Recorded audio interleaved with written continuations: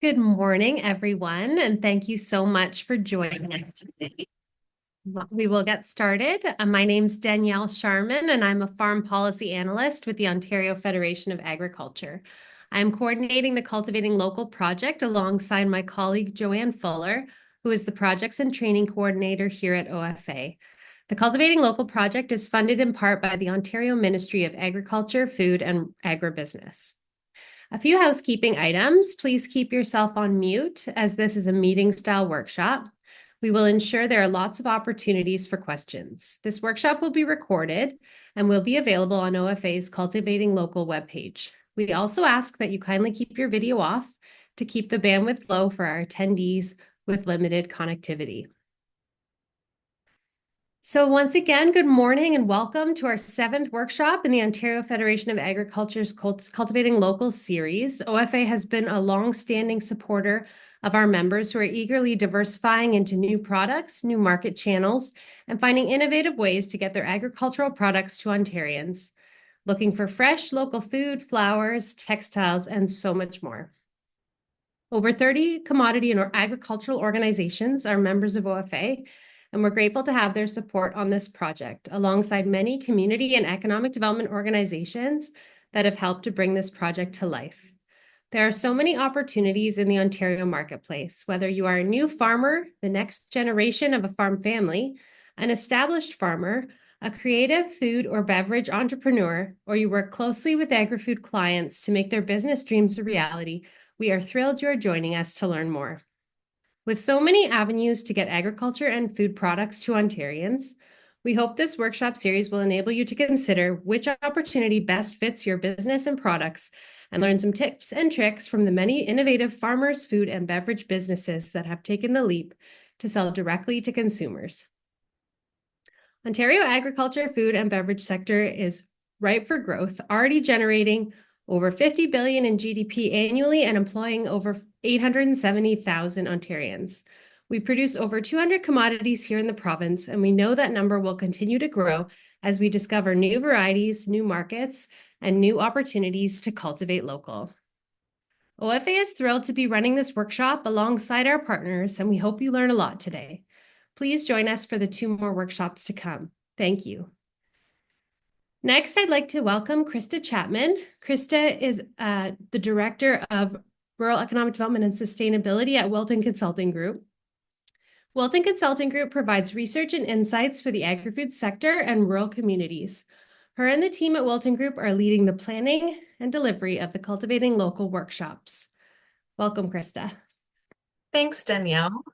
Good morning, everybody. Thank you all for joining us today. We have quite the group. I can see we have over 100 people that have joined already. So thanks everyone for taking some time out of your morning to join us and learn a little bit about agritourism. So this is great. To kick things off for the day, we're going to be using Slido to communicate and to collaborate with one another. So I want to start off with learning a little bit more about yourself and where you're joining from today. So how to use Slido. You can join using the QR code on your screen there on the top left. You can use your cell phone, just take a picture of the QR code and it'll take you directly to the Slido page. Or you can use the hyperlink that my colleague Jessica has put in the chat. So you can join via your browser or from your phone. I like to use my phone. I find it works pretty smoothly. And then you can just answer the multiple choice question there with where you're joining from. So I want to hear a little bit more about, where everyone is coming from today.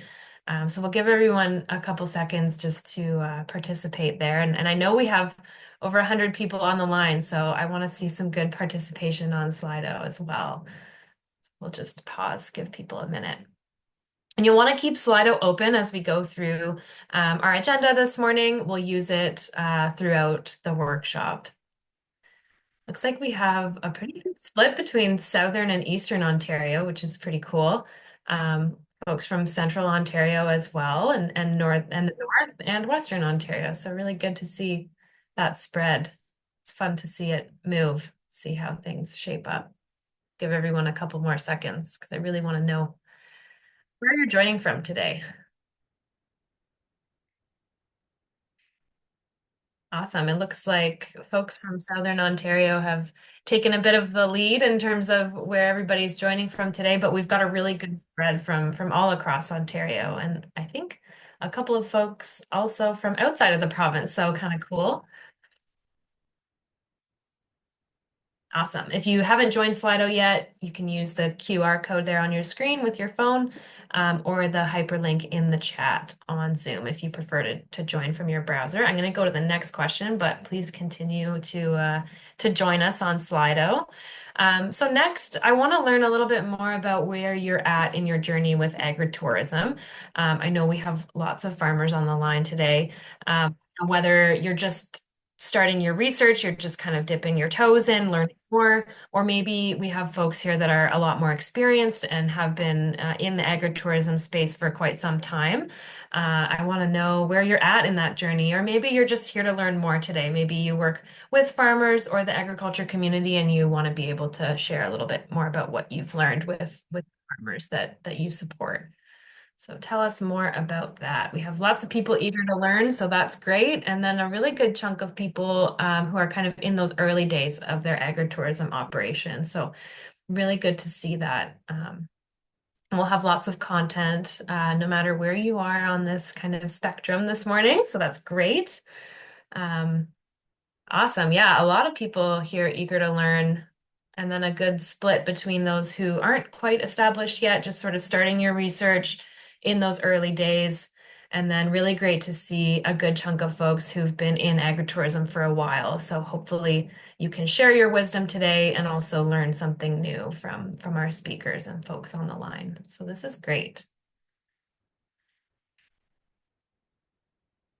So, moving ahead, I want to learn a little bit more about maybe one or two challenges or hurdles that you've encountered on your agritourism journey, just in a couple of words. Whether you're new to agritourism or you've been doing it for years, or if you're here today just to learn more about agritourism, what do you want to learn more about? What are some of those maybe challenges or things, gaps in knowledge that you want to learn more about? So you can use a couple words there. Just enter your response. We'll read those as they come through. I can see lots of you are typing, so that's great. Yeah, liability, that's huge. Liability and the cost of insurance. Yes, we'll hopefully get to that today as well. And the challenges we talk about here, we'll hope to address during our conversations. So permits, marketing, managing risk, predicting what the public will do. Yeah, that's a great point. When you welcome people to your farm, you have to be uh, very aware of what those risks are and how to manage them. Seasonality and cash flow, absolutely. Red tape, yep, hopefully we'll get to that today. We have a great presenter on that topic. Environmental studies and the costs associated with that, marketing, laws, liability insurance, yep. Public health regulations, that's a great point. That's something we hear a lot. You know what you can do on your property based on the bylaws. And then there's that interaction with bylaw officers and yeah, making sure there's communication there and education on what can and can't take place. The planning process, great point. Municipal restrictions, distilled lavender smelling bad. Okay, interesting. Liability, traffic management, and signage. That's huge. That's a really good point there. Insurance costs, permits. Yeah, a lot of topics, a lot of themes here already. So, yeah, financial infrastructure, liability, zoning, market permits and regulations, population density. That's a great point. Is there such thing as too many visitors? I think that can happen. So how to manage that risk as well. So that goes along with some earlier comments too. Insurance, pricing to reflect time and effort. Yes, how to price your agritourism experiences for sure. Managing expectations. Yep. Yeah, getting the call to insure after the fact and not before. So let's avoid that risk. Municipal regulations, yep. On site to attract people, yeah, how to pull people into your farm and how to get knowledge or how to attract people and make it worth that investment. So kind of that chicken and egg. scenario there. Yeah, these are great points, and I hope we can get to a lot of these today. Finding reliable workers, working with conservation authorities. Yeah, managing public expectations has come up several times, so that's really interesting, and I think we can talk a little bit about that today. We have a great panel of farmers joining us to talk about their agritourism business and some of their experiences. So these are all really great points. Parking requirements, townships' resistance to change. Yeah, working with your municipality and your township. That bureaucracy factor. Yeah, that's something that we hear a lot. So these are really great points, everyone. So I appreciate you sharing some of these challenges and hurdles. And like I said, we'll try to weave some of these into the conversation today and hopefully help answer some of these questions. Just a note on Slido. So you'll see right now, whether you're on your browser or your phone, there's a Q&A tab on the top left of your Slido screen. To ask questions during the sessions today, we'll use Slido all throughout the morning. You can just click on that Q&A tab and just enter your question. Um, you can enter your questions anonymously. That's kind of how it's set up by default. Or if you wish, you can also enter your name into the text box there.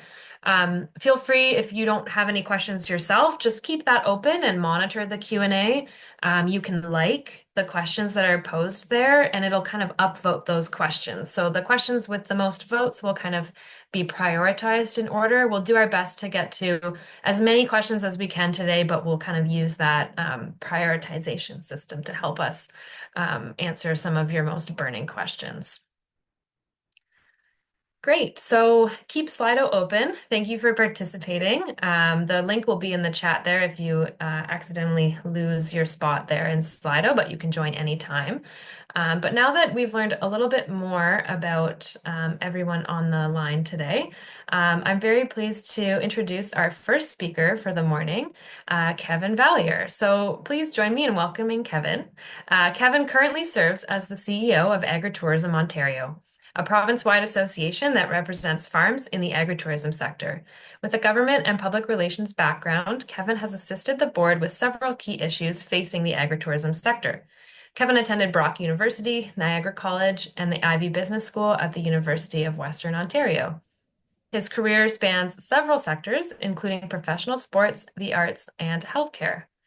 Kevin also has twin daughters and is a 7 times Ironman triathlete. He coaches girls hockey and has served on several boards of community organizations. Thanks for joining us this morning, Kevin. I'll hand things over to you. Thanks, Krista. Appreciate it. And thank you for the introduction. Just to be clear, I didn't play professional sports. That was in a public relations role. So just want to set that straight and want to increase expectations.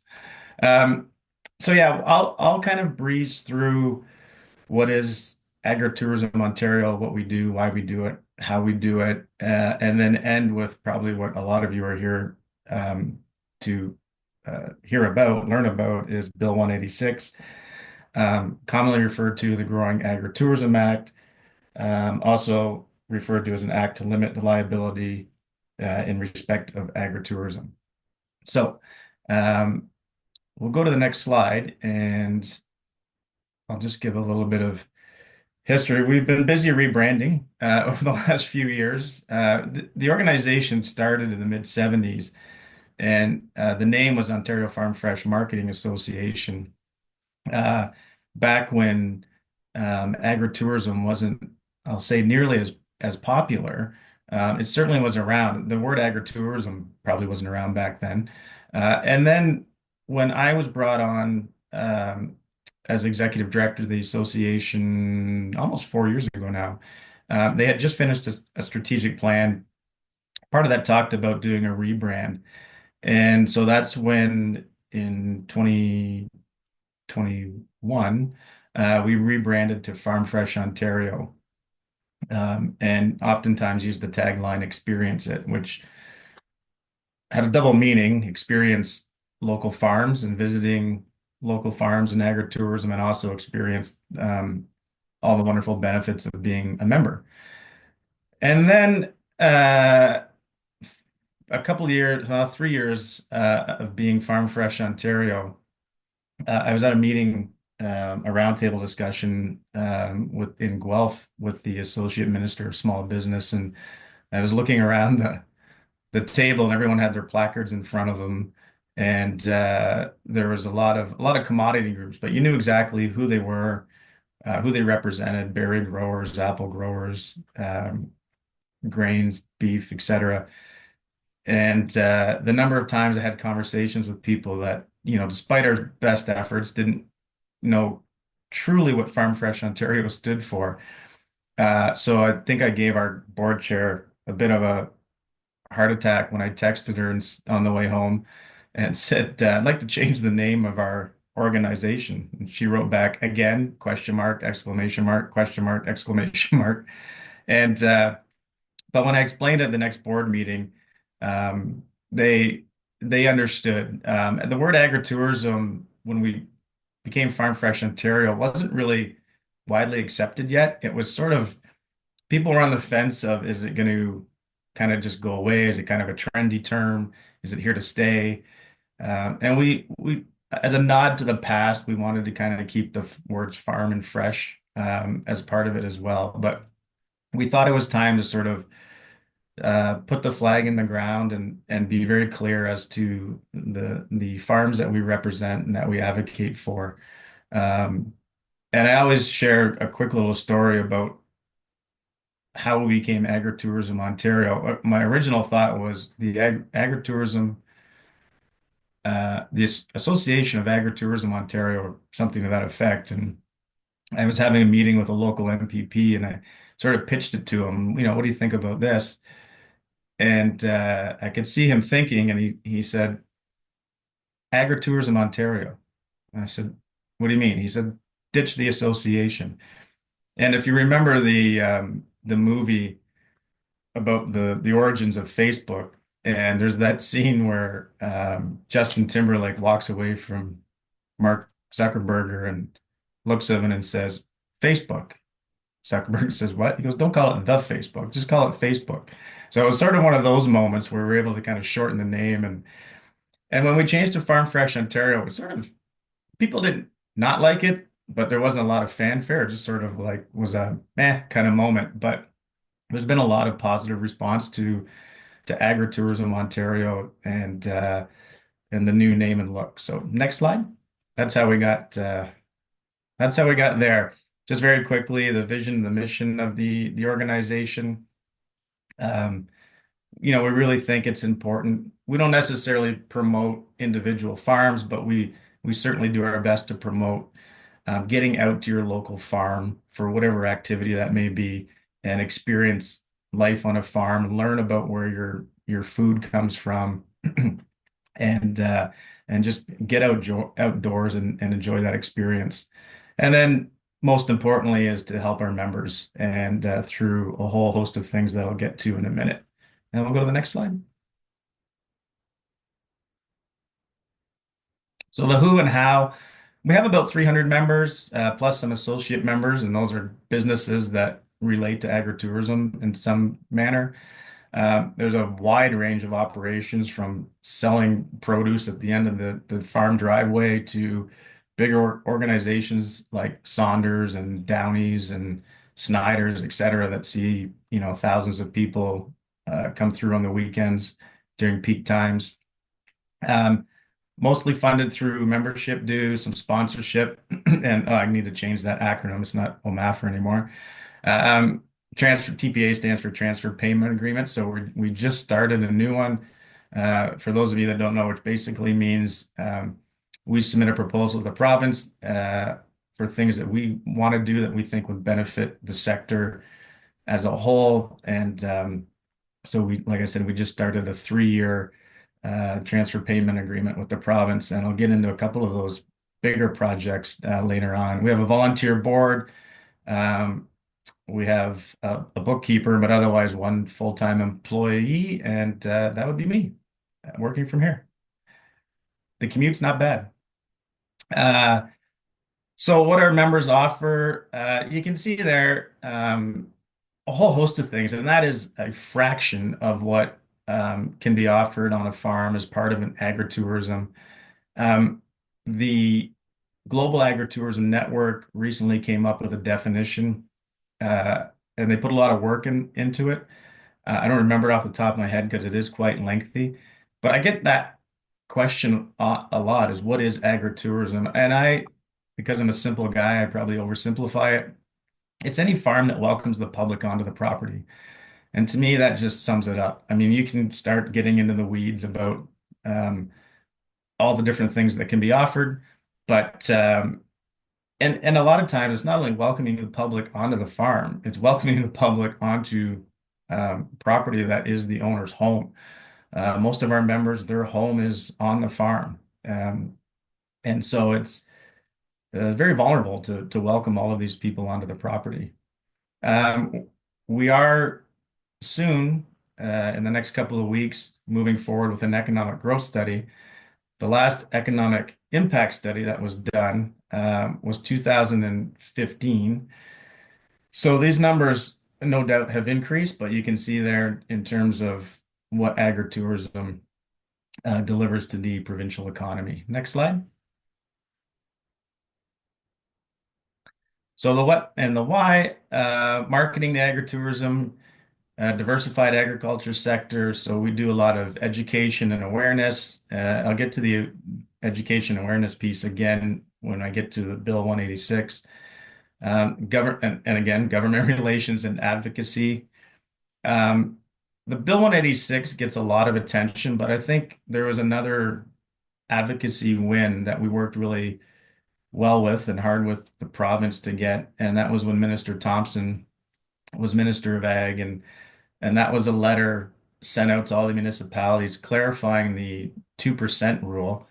Um, and I use air quotes because it's not a rule, but a lot of our members were butting up against that, and the minister and her staff were kind enough to send a letter out to municipalities to say it's a guideline only, not a rule, and encourage municipalities to work with um, their agritourism farms to do what's best for the farm and the community um, as a whole. So, and I'm happy to share that letter if anybody's running into this issue and would like a copy. We do a lot of education and professional development for our members. One of the big fun things is the annual bus tour. 2 years ago, we went to Pennsylvania and toured around that state a little bit over a couple of days and saw 8 farms. And then we were just this past November in Georgia. It's always interesting um, to hear some American farm owners complain about what they see as red tape. Up here, we would throw a party if that was the most red tape we had our members had to deal with. Um, but there's some really interesting and fun operations in the US. And we also tour Canada as well. We've done Ontario, of course, a number of times, BC, etc. Um, and the networking events, I will say that's probably the one. There's a lot of value in being a member of Agritourism Ontario, but the feedback that I get is just that not only formal networking events, but just to be able to pick up the phone and call and say, hey, where did you source this product? How much are you charging for that? Where did you get this sign? Um, all of those sorts of things. And the members are very open, very willing to share because we truly believe, a rising tide floats all boats. And if, there's a real professional agritourism sector in this province, then that just benefits everybody. Ontario Fruit and Vegetable, we run our own sessions. We're excited with our lineup of speakers. That, of course, is mid-November, and then building relationships with other stakeholders like OFA, who have been just awesome to work with. Next slide.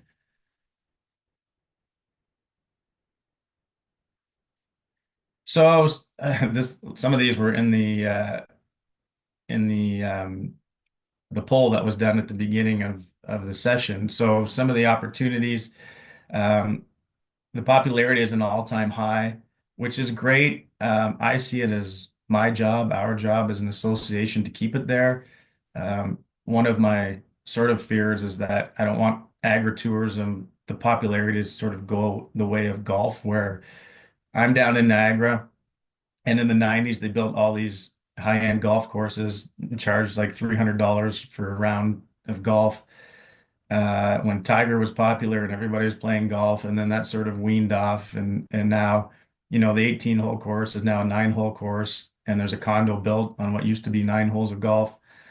So we want to keep that popularity at a high. We want it to be top of mind. So when families think of what are we going to do this weekend, yes, it may be let's go to Niagara Falls, let's go to Wonderland, let's go to a Jays game, let's go to the Shaw, let's go to the theater. Let's go visit a farm and let's keep that top of mind.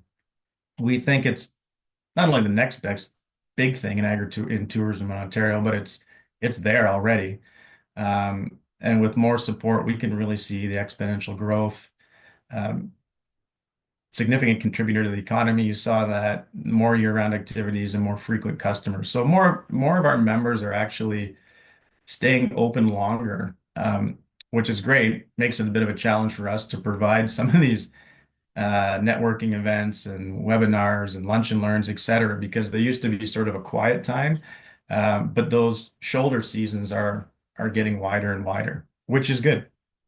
Um, Challenges, the skyrocketing insurance costs, the increasing litigious society, the red tape, the not in my backyard. I'm sure you'll hear a little bit about that in a presentation later. And the inconsistent planning regulations and policies, and Krista, I'm sure will obviously touch on that as well. Next slide. So, that photo actually is from 2 years ago, well, April 2 years ago, and it's kind of where this whole thing started. While insurance costs and liability issue has been uh, sort of on the radar for a long time, I'd organized, and of course, with the support of the board, our first ever lobby day at Queen's Park, specifically for our association and agritourism. And in our chair's remarks, Darlene Downey there in the green dress, if you don't know, um, she had mentioned this in her remarks in the legislative dining room after our meetings. And she used her own example where in 2021, her liability insurance premiums were 17,000 a year. And then in 2022, it jumped to 21,000. And then when they got their quote for 2023, it jumped to $120,000. And that is they didn't add any attractions, for lack of a better word. There were no outstanding claims. Absolutely nothing had changed.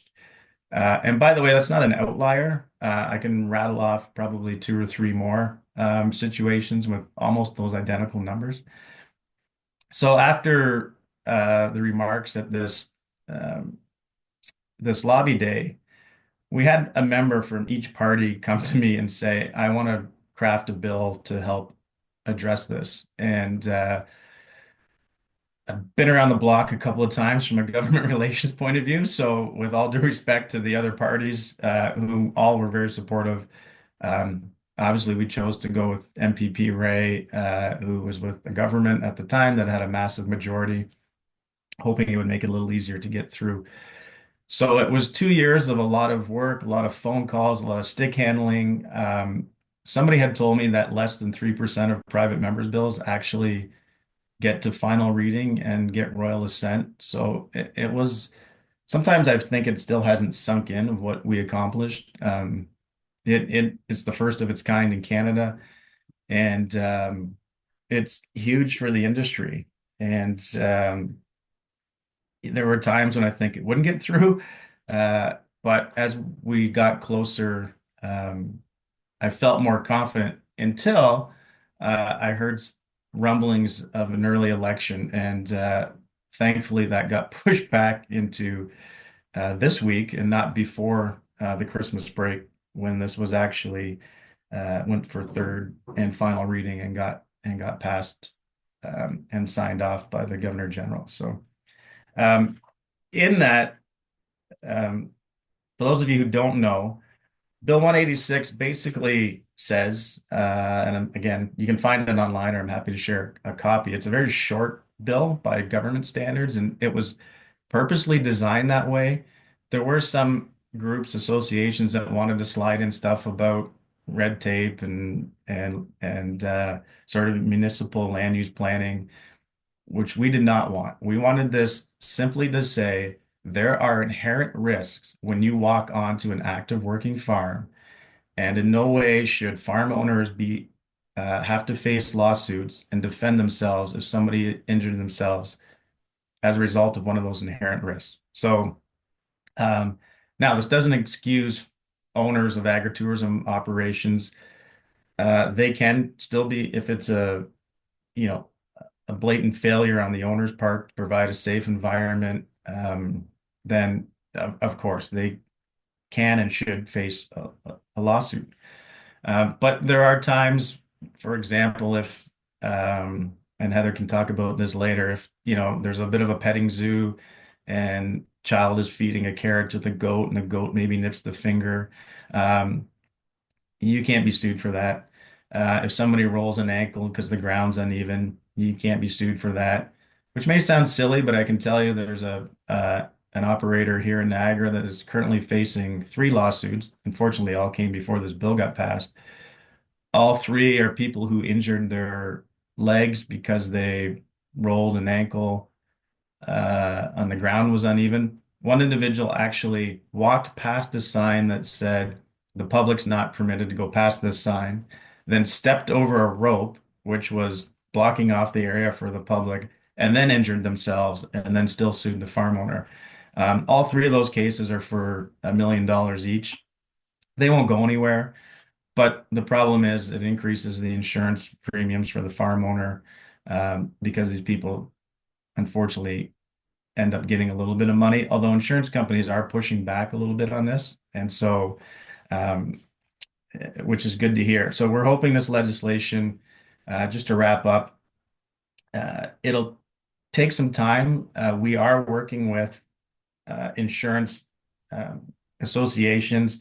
I know the Canadian Insurance Association has, the Insurance Bureau of Canada, sorry, has communicated this with all of their members. And I have a meeting coming up with John Taylor, who's the president of the Ontario Mutual Insurance Association.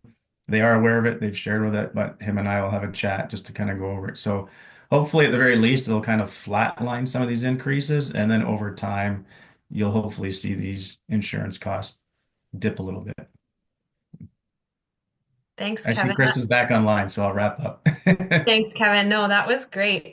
We do have a couple of minutes left in this session, and we've got some questions kind of piling in. So I wanted Uh-oh. to leave a little bit of time here just to address some of these questions from the audience. First of all, we've had several comments in the chat about folks that are curious about seeing that letter regarding the 2%. So I think lots of opportunities to take you up on that offer and sharing that letter after this workshop.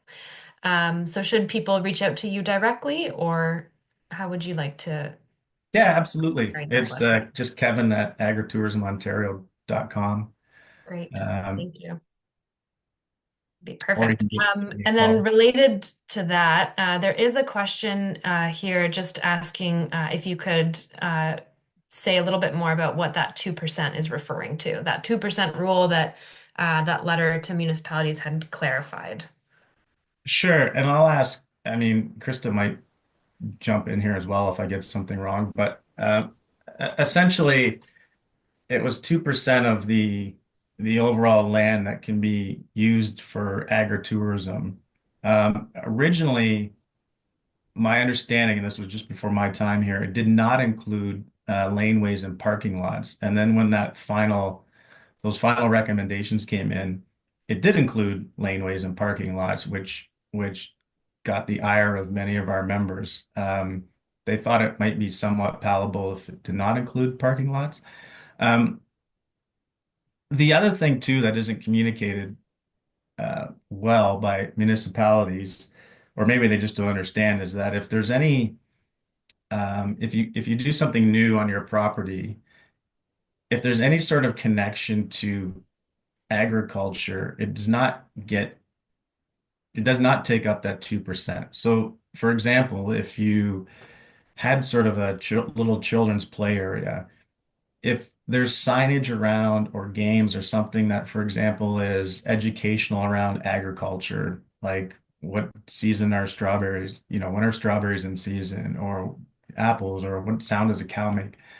Um, then if it's that actually exempts you from eating into that 2% rule. But again, mostly, I think I don't want to speak for the bureaucrats and the ministry side, but I think the intent was they didn't want to see Ontario farms go the way of some of the big US farms, which really there was no agra in the agritourism. It was basically like a mini Disneyland on what used to be a farm. And fair enough. I mean, we don't want that. I think I can speak for all of our members. That's not what we're interested in. Um, but unfortunately, like the pendulum swings so far one way, and we just sort of want to bring it back to again, work with what's best for the farm owner, the residents, the municipality, so that people can still come and enjoy farmland, and that farmland is still productive in growing produce or what have you. Right. Great. Thank you. And another question here. What is the process of becoming a farm listed on your map? Oh, that's an easy one. Just become a member. Um, Yeah, it's an annual membership. I don't do a whole sales pitch. It's a I think, a very reasonable fee. Like those commercials say, less than $1 a day. But yeah, it's a great group, and we would love to put everybody on there, but there has to be some perks for being a member. Um, oh, and I will say, Krista, just real quickly, I talked about the economic growth study that's happening. The other thing was funding for an agritourism app. And part of that, I don't really know what that looks like yet. I mean, leaving that to the experts, but part of that basically will be making it easier for families to visit farms. And so that map will be part of the app as well. And we want to work with apple growers, the Craft Winery Association, like we'll sort of help drive the process, but we want kind of involvement from a lot of people to develop that app to make it fun and interactive and educational. And you can build your own sort of trail to different farms for a weekend if you want. We're looking at all kinds of things for that, so that's kind of exciting. Very cool. And then quickly here, because I know we do want to move on to our farmer panel as well, coming up here at 10:40. But one question in the Q&A, do you accept B&B businesses into your organization that operate on a farm and offer the staying guests farm tours? So would that be considered an agritourism operation that you would welcome into Agritourism Ontario? That's a good question. I don't think we have any currently, but I'm trying to sort of reflect on our bylaws, and I'll make an executive decision and say yes. I think that would actually, getting back to my oversimplified statement of any farm that welcomes the public onto the property, then yeah, absolutely. Great. Thank you. Thanks, Kevin. That was really great. A really helpful overview of Bill 186 and Agritourism Ontario and what you offer your members. So thank you so much for taking your time this morning to come talk a little bit about that with the folks on the line today. Thanks, Krista. Thanks for having me. Appreciate it. Great, thank you. And we've put Kevin's email in the chat. If anybody wants to follow up with Kevin directly after the workshop, you're more than welcome to reach out to him there. So great, thank you. Next, I'm going to pass things back over to Danielle to introduce our panel for today. Over to you, Danielle. Wonderful. Thanks so much, Krista, and thanks, Kevin, for that great presentation. So I'd like to introduce our panel session of the day, From Field to Visitor. I'd like to welcome Jim Musgia, Hollis English, and Heller Brophy to talk about building agritourism experiences. And please leave your questions for our panelists directly in the Slido Q&A. So first off, Jim, can you please tell us about your farm businesses and your journey into agritourism? Sure. Um, I was born into a farm family in Saskatchewan, who eventually my father moved off the farm to get into the ag business.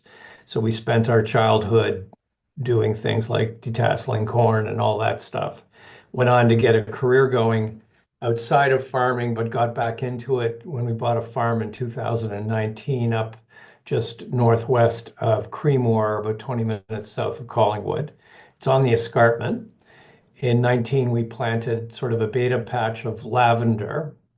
It's a 100-acre farm. We've got about 68 arable acres, and now we have roughly 28 acres of lavender, 20,000 plants, and have been in a bit of a permit challenge because we're on the escarpment and the benchlands, the slopes of the escarpment are often classified as subprime land. And the thinking on that was they didn't want grain elevators and large buildings constructed there, which is why they restricted on-farm diversified use. So we've been in a challenge to try and get that fixed since we opened. But in a couple of years ago, Terre Bleu, which was the big lavender farm north of Milton, he sold his farm to somebody with no interest in lavender. So we bought his brand and picked up his product line and opened a store in Elora.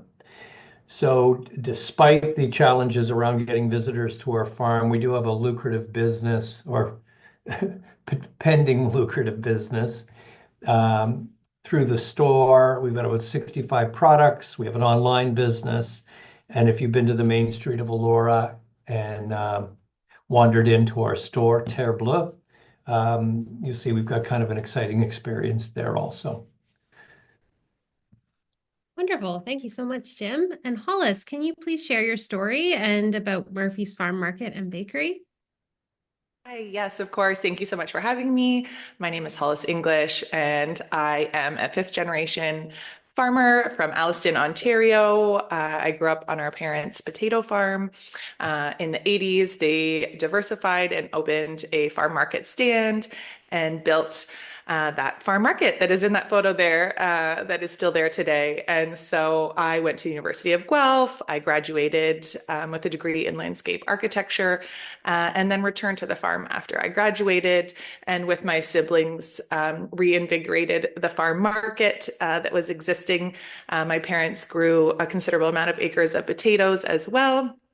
And so they had scaled back the farm market operation as the five of us children kind of grew. And so whenever I graduated from university, we wanted to put some love and some new branding and things back into the farm market. So we rebranded, we put in a scratch bakery, and I spent the last 14 years with my siblings growing that business, the agritourism operation, the scratch bakery, and all of those elements. And so it was such a remarkable experience being able to do that, especially in a family business, as most, or not most, but many, many farms are. So it has been an incredible, incredible journey getting to know customers, getting to figure out product development, marketing, packaging, all of that great stuff. And then in the last year, I've actually transitioned into entrepreneurship coaching and consulting for other entrepreneurs, businesses, and farms. And my brother and sister-in-law are carrying on the farm there in Alliston. And so it's just great to see all the new things that they get to do, to be involved and supportive as a sister, and to help other farm markets and bakeries really thrive and bring really incredible people to the farm and to celebrate what agritourism has to offer. Wonderful. Thanks so much, Hollis. And Heather, can you please tell us a bit about Valley View Little Animal Farm and what you offer to your visitors? Yes, good morning, and thank you for joining us today. Valley View Little Animal Farm provides a fun and educational experience for local families of all ages, school and summer camp field trips, and visitors from all over the world. We are located in Ottawa. We open Easter weekend and run through into Halloween. Today, we offer our main attraction, the farm animals and birds. We have goats, sheep, pigs, llamas, and alpacas, horses, and a variety of cattle breeds, including the very popular Highlands. The peacocks and chickens are also a favorite. We have the Valley View Express, which is an informative train ride that travels through the corn, soybeans, and hay fields. We have an extensive farm-themed playgrounds and a John Deere trike corral. Bill's Old Farm Museum showcases our agricultural past. The Sunflower Cafe offers light lunches and snacks and ice cream. A gift shop with farm-themed souvenirs, a singing chicken show, birthday parties, and a corn maze in the fall. Okay, fun. I like the singing chicken show. I feel like I need to know more about that. Oh yeah, it's very informative too. All right, so we'll launch right into the panel questions here. So first, we'll start off with tell us a little bit about where your agritourism journey started out. What did it look like, and what does it look like today? Share with one strategy that helped you get from where you started to where you are today. And Heather, we'll go right back to you, actually. Okay. So Valley View opened to visitors in the early 1980s. My mother had recently taken an early retirement from teaching, and her colleagues began asking her if they could bring their students to the farm. Around the same time, my father and brother purchased another dairy farm nearby, and the farming operations moved to that location. So we had barns, sheds, space, and children that wanted to come to the farm. So the ideas started flowing. So we started with small school groups, a couple of pens of animals. We added playgrounds, then some washrooms, puppet show, and then a train ride. In 1998, during the ice storm, we added the Sunflower Cafe and gift shop. That was quite the undertaking. Every year, we tried to add new play equipment, activities, and animals to keep guests coming back. Cleanliness and safety always being a priority, and our numbers have grown every year. Our location in the city of Ottawa and just off the 416 has been very advantageous. Ottawa and the surrounding suburbs are growing at an incredible rate. There's so many newcomers. And word of mouth is our main marketing strategy. During the COVID years, we added an online booking system.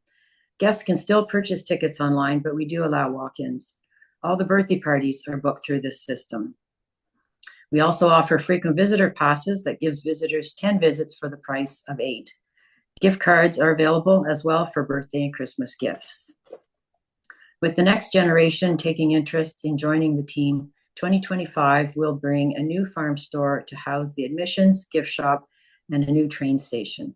We will also increase the cafe and kitchen area to make more prep space and offer more home-baked goods and take-home meals. Wow, congrats on your expansion. That's very exciting. Thank you. Always have to be innovating and growing, right? Yeah. In this industry. Well, it's mainly the new generation that's promoting this. I'm ready to retire. Oh, that's great. And Jim, could you share a little bit about your journey and the difference between what it looked like when you started today and a strategy that helped you get from where you are to where you are today?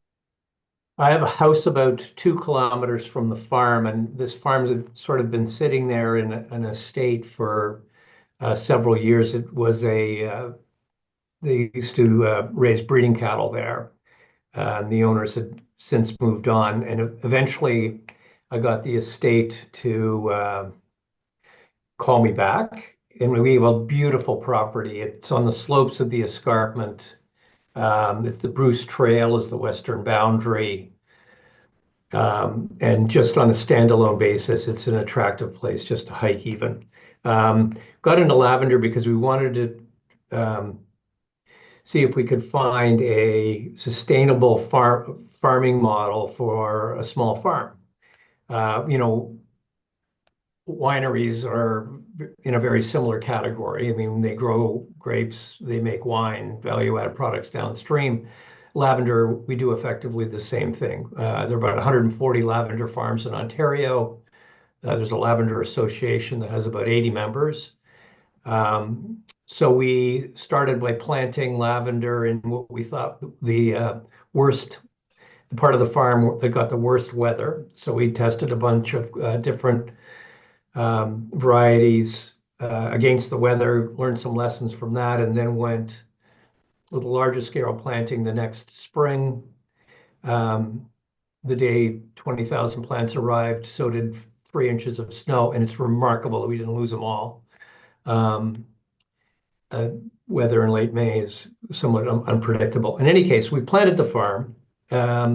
We got it going. We had this battle around permits. We had a permit from the Escarpment Commission, but with formerly friendly neighbors had decided to challenge it, and we ended that path, and we can talk about that later, that we ended up going to the Ontario Land Tribunal, which if you've been challenged on a permit and you end up there, it is a heavy club that can really stop your progress because it's not an inexpensive undertaking. You'll spend six figures trying to get through the process on lawyers, agrologists, land planners, etc. And that whole process is continuing. Hopefully, we come out of it this year.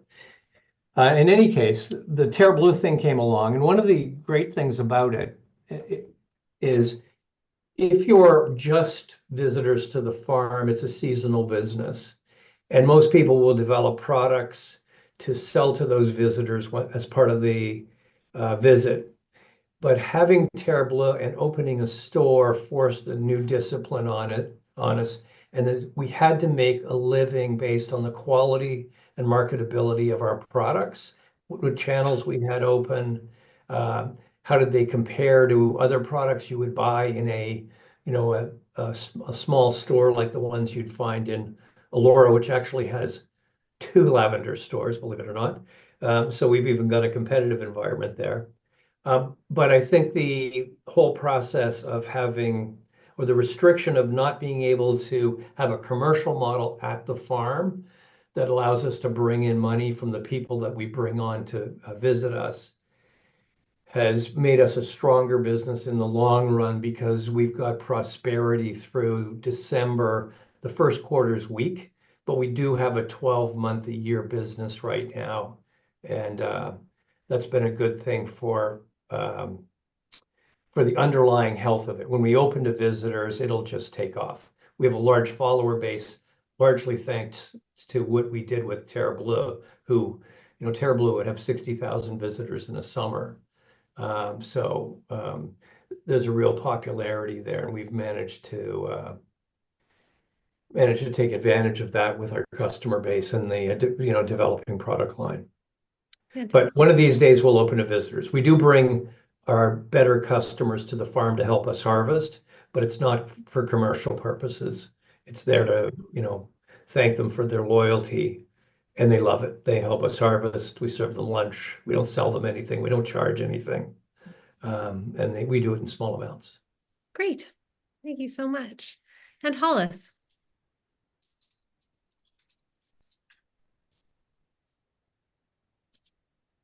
Hi, yes. So as I mentioned, my parents started the farm market in the early 80s. We had a farm stand just in the footprint of the existing kind of farmhouse and barn area. And then they built the existing building that's there today in 1990. They did a lot of agritourism through the early 90s. They had mazes, fall festivals, face painting. So I grew up with those experiences. And as I mentioned, went to university, came back and decided that we were going to reinvigorate that. So one of the biggest shifts that we made was taking the building from a 2 to 3 season building and insulating it, and so that it would be a facility that would serve us through the winter, should we want to remain open all winter, but also get us to Christmas. And so putting the scratch bakery required us to give up about a third of the retail space that we had in the footprint of the building.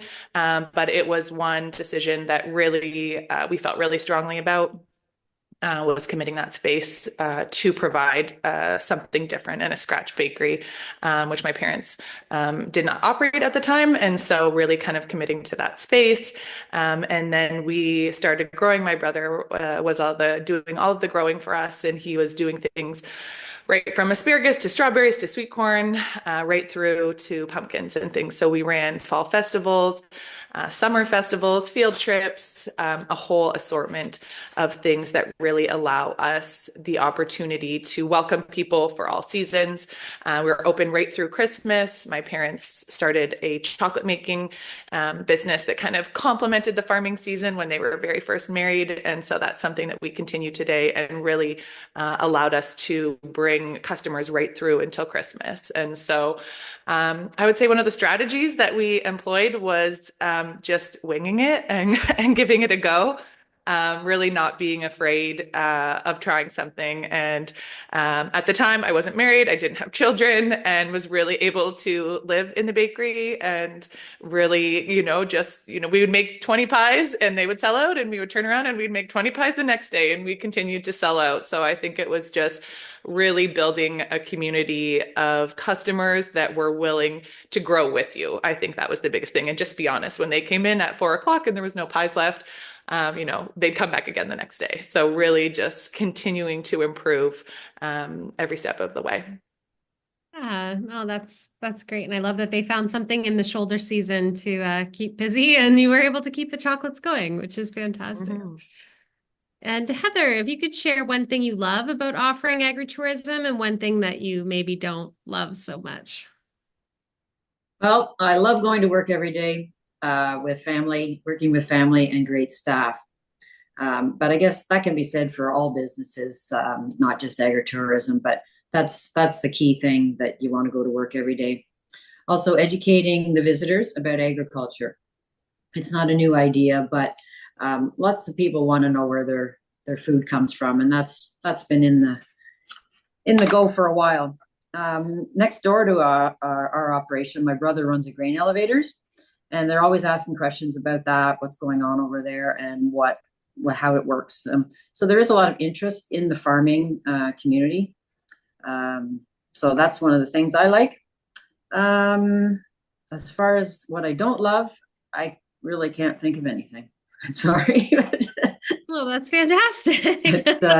We're seasonal. We may, someday open to Christmas, but we haven't really figured that part out yet. But right now, it's all good.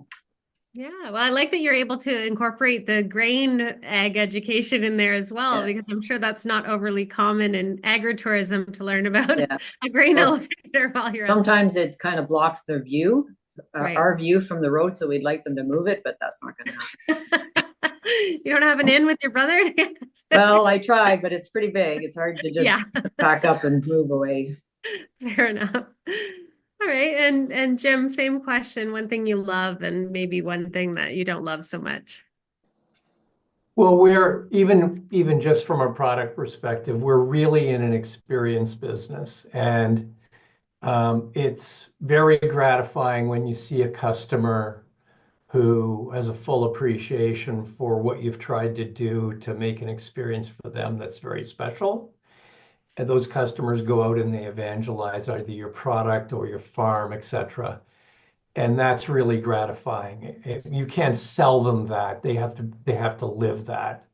And when that happens, and you get comments, on social media and things of that sort, as much as it's great to see your revenues rise, it's even better to see the customers that have become fans of your business. And that's true for other farmers in my area who are supporting us with what we're trying to do from a permit perspective. What I don't love, aside from the obvious, is I don't like weather that's less than -25, because my plants, even though they're covered, are pretty sensitive to very cold weather, including the French plants. In 2014, most Ontario lavender farmers lost all their crops because of persistent -35 weather. I can have 20,000 plants, and if you ask me to look at them, I will spot the one that I think is sick. You become a bit of a parent to them. So the anxiety around plant health is always something that's poking at me when I'm not thinking about permits.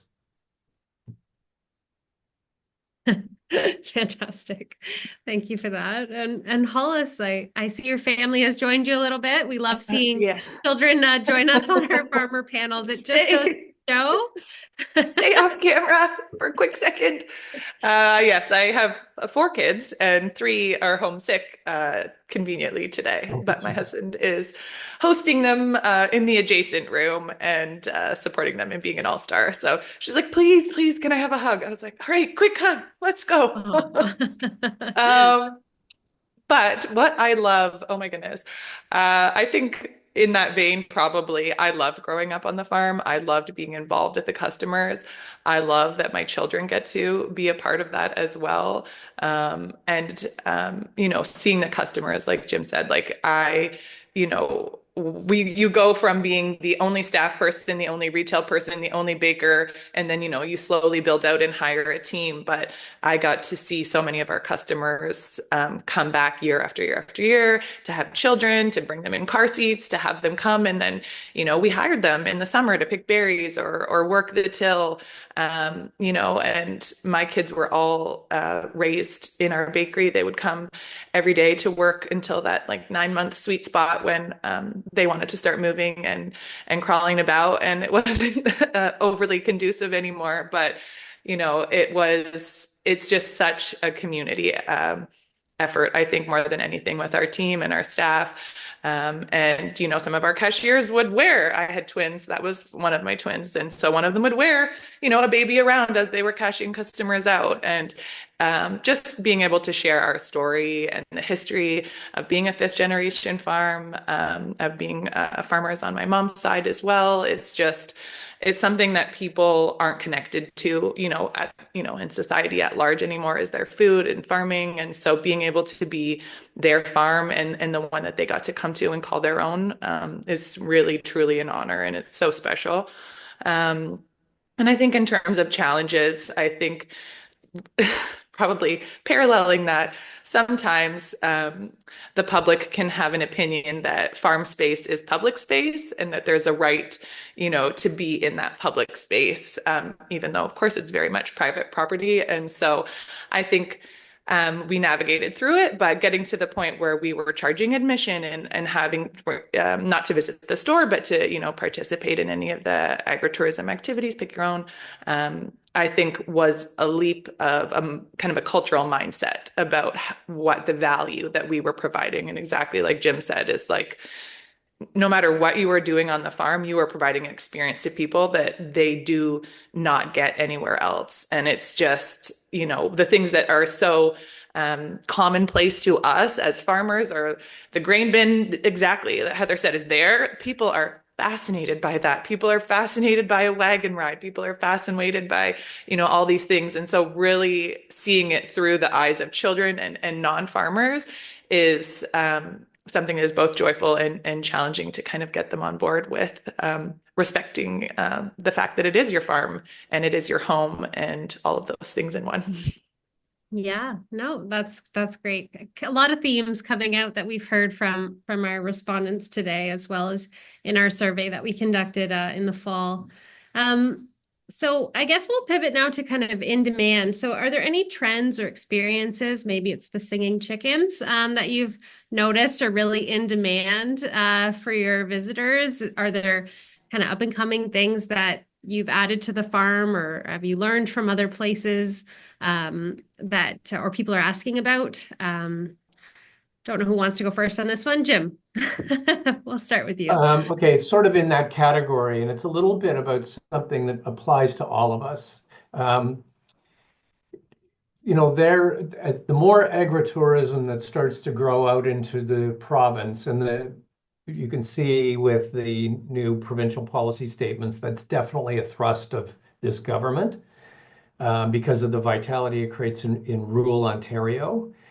But with that comes some obligations that I think we all need to be wary of. One of the good things about COVID is it really introduced ticketing systems into farm attendants. And what that allowed everybody is you didn't get these overruns where you had parking backed up on the street and all of that stuff. Those kind of things, there is a responsibility among all the operators to ensure that we're not interfering with the neighbors, we're not clogging the roads, and we've got a responsible way for controlling the people that are on our properties that doesn't interfere with their experience, but does a little more to manage it. Because every time something goes off the rails on that, it'll come up in the next permit application. I can assure you that. I've heard more about the grass fire in the parking lot in Niagara 4 years ago than I ever wanted to hear.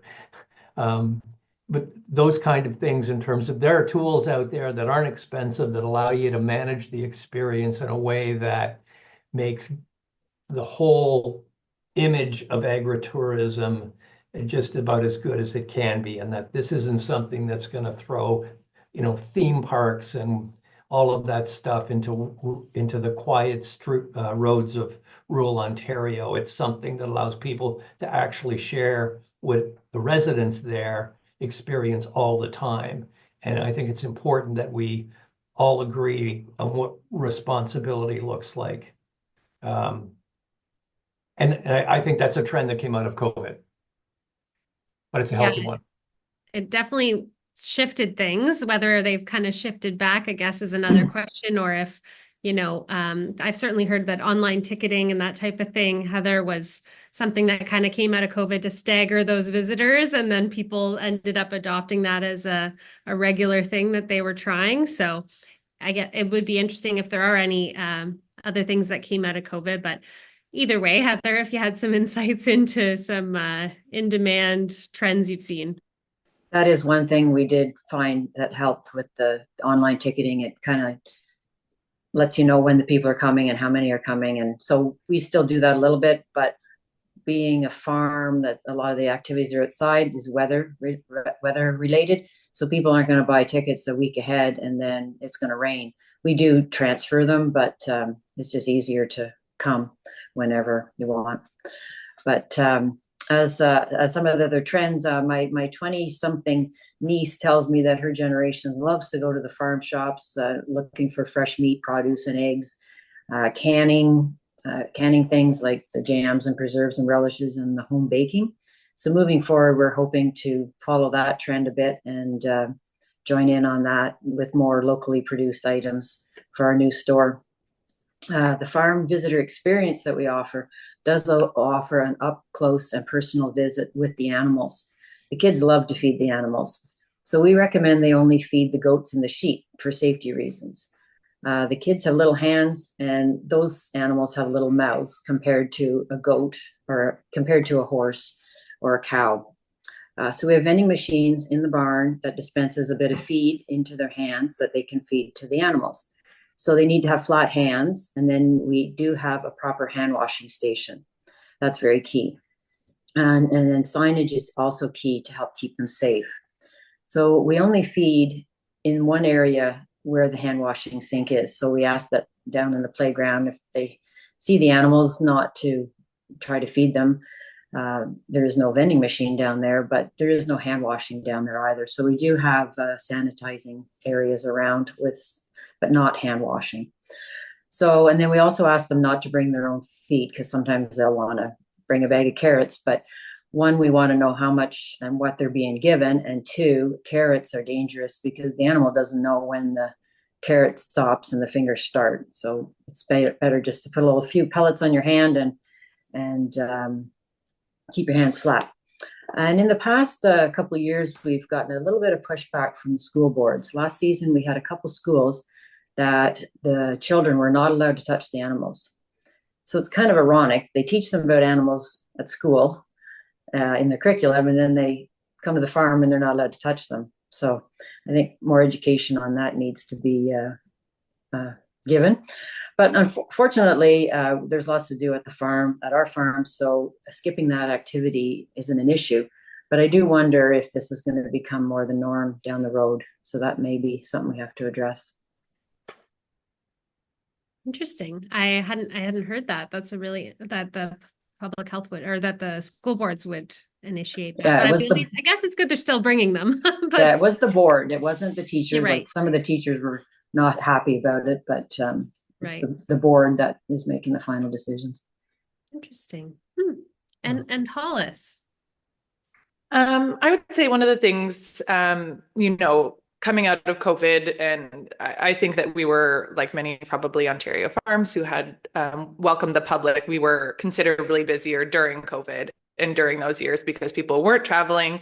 They were trying to avoid the grocery store. And so 2020 to 2022 were some of the busiest years that we had at the farm as a result. And I do think that there are, lingering habits that have come out of that for people of being really intentional about where they're visiting and the experiences that they're having with their families.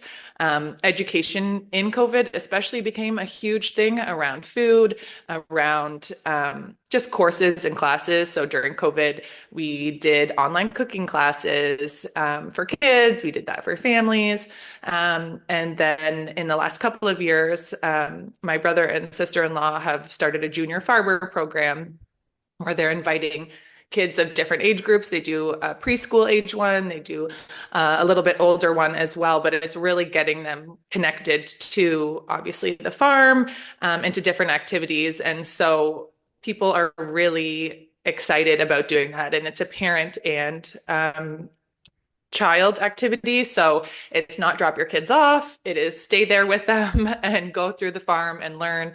And really, I think it's also providing a really great marketing opportunity because it becomes the child's farm, much like Heather, who has field trips. We did years of field trips as well, and this is a slightly, different approach. We do that during the week, through the summer. We do it in the evening after school, and it just really provides the opportunity for the children to become connected to that space, for them to kind of grow with that. As I said, and it's just a trajectory, right, of being involved in their lives from a young age through to when they grow up. I would say probably on average the target age is maybe in and around 10 to 11 at the top end. We have lots of teenagers that, do like to come to the farm, corn maze and things, but it's just getting them involved at that from a young age, educating them and being able to have them, interact, whether that's scavenger hunts around the play area, different things like that. But education, I think, always kind of remains at the forefront of the next generation for sure. It's really interesting. And we do have a couple comments in the chat now. We do have a few more minutes here. We'll probably go to 11:20 before we jump over to Krista's presentation, more on kind of the permitting and red tape side of things. So one question was around, and feel free to jump in here, anyone who has thoughts. It's about kind of helping with your growth plan for your business. So do you have any suggestions on how to empower and engage your staff on kind of what the future, I'm just embellishing it here, but what kind of the future of your business looks like? And obviously, many of you have had to adapt and have looked to grow your business. So do you empower or engage your staff in that process at all?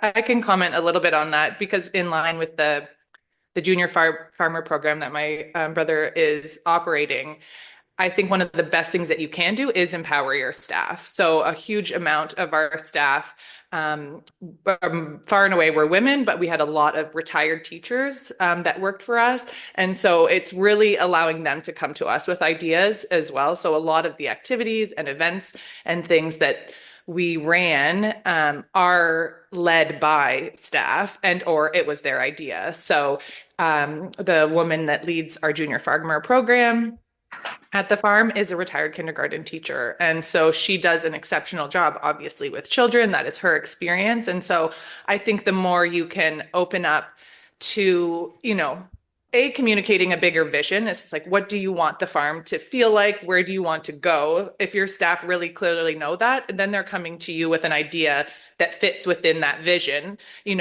And so we did March break camps in years past as well. Same thing. It was led by other staff that were like, we should do this. I said, okay, if you want to do that, come to me with the plan, write out what the agenda would be, cost the ingredients of whatever the baking activity is.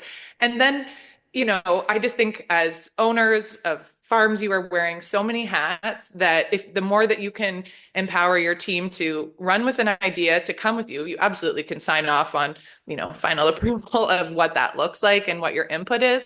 but they really took ownership of all of those education programs because they were invested in it from the very beginning. So I highly, highly recommend taking the skill set of people that work for you. And we had another, one of our bakers was also a photographer on the side. And so she volunteered to do something with photography once. I was like, okay, amazing. I never knew this, right? So just sharing your vision openly with your staff really promotes a culture of where they get to contribute to what happens as well. And I think that ties into, we get a lot of questions kind of on how to find the right staff, for your operation and that type of thing. And these transferable skills are really interesting that, a teacher background, like how fantastic that would be in an agritourism setting to have that ag education, already built in. You're used to educating and now you're just transferring that to the farm experience. That's really interesting. Thank you. 100%. Heather, Jim, you want to jump in at all with your staff? Build on what she said, what Hollis said. I think it's very easy, especially when it's a farm orientation, because between the end of May and the end of August, the farm work for us is very challenging. We have pruning and harvest and all of that stuff. It's very easy to become kind of too focused on what's right in front of you. And I think you need to have staff that are willing and excited about the idea from time to time, looking outside our own little worlds to find new ideas. And one of the benefits I find is Agritourism Ontario as an association, like the Fruit and Vegetable Growers Conference that's coming up in February. Anybody that goes is going to walk away with a million ideas that they didn't have, prior to that conference. In our case, the Lavender Association, we share freely, lots of new ideas. You start connecting to the wine community and what they do from a visitor perspective. These businesses, and I think there's some great examples on this call of, hey, if you're not progressing, if you're not being born every day in terms of your business model, you're likely losing ground. And for example, I didn't know before this call that chickens could sting, but I would pay to go on another call where you taught us how to do that. So I can add a little bit too. The Valley View is being a seasonal business. Sometimes we do experience staffing issues. We mainly rely on students because of this. And it's hard to find young adults that want to enter the workforce and only work 7 months of the year. So my main qualification when hiring is that they truly want to be there. Now we can teach them what they need to do, but if they don't want to be there, then move on. But I've been very fortunate the last few years. Now my nieces or nephews are all old enough to work there. So we have lots of family help now, but eventually this will pass. They'll be moving on to their forever careers and we'll have this issue again. But when we add something new to the farm, we always take into account, is this going to require staff? Are we going to have to staff this? And most times if it does, we don't do it. We add things that don't need staffing, just because of availability. Yeah, that's a great point. Knowing kind of your limits, right? Yeah. So that you're not just constantly in a stressful staff shortage situation. Yeah. And it can be stressful. Doing the schedule is stressful. Definitely. There was just a comment here. I think it was related to your comments about the school board was, I think with bird flu transmission to birds, animals, and humans, a risk that public interactions with animals in 2025 will be a big issue in general. Yeah, I agree. And related to that, someone did ask if you guys are using any mitigation efforts to prevent soil contamination from your visitors. I don't know that we have time to dive into that, so I might just pop it in the chat. And if anyone does have any that you wanted to comment on, you can maybe just add those in the chat. But I think we will wrap this panel up here. And I just wanted to thank you all so much for joining us today and for sharing your stories. Lots of great tips and advice for folks on the call, and food for thought of how what agritourism looks like today and where it's headed. So thank you all so much for joining me. Our pleasure. So next, I'd like to introduce our next speaker. Please welcome Krista Hulshoff Ginchville. Sorry, I should have practiced this ahead of time. Krista Dinsfeld to talk about navigating the red tape roundabout for agritourism. Welcome, Krista. Thank you. A good Dutch name to throw you off. Just going to share my screen here. Oh, Krista, I need permission to share. Yes, thank you. You should be good now.